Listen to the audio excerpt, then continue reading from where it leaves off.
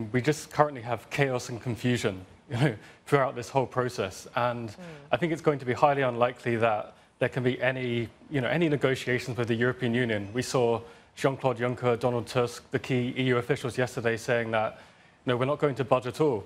So I think that the likelihood is that Theresa May, she's going to come back from these talks in Brussels, I think empty-handed again.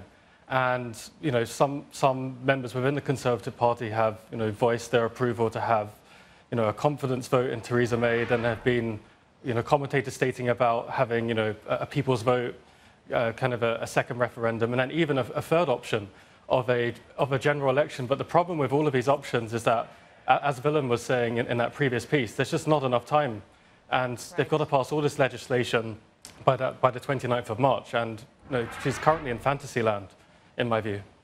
James, it does make me wonder then, given that the clock is ticking toward the current deadline, whether the conversations with European leaders and Prime Minister May will be more about an extension of that deadline rather than trying to work out the agreement they have at the moment. Exactly. So I think that's the most realistic outcome right now, to have, if there can be an extension for this transition period. But the problem is actually not one of feasibility. I think the European Union they can achieve that. They can kind of want that. I think the problem is, how do you sell this to the voters that voted unanimously in favour for Brexit? And we've seen recent polls in the United Kingdom have shown that Remain might be shifting further ahead. But what happens to voters that voted for Brexit? They now see this polarisation, and they might actually, we've seen protesters from Remain, from Leavers, but one consequence of extending the transition period is that Brexit is like, kicking a can down the road.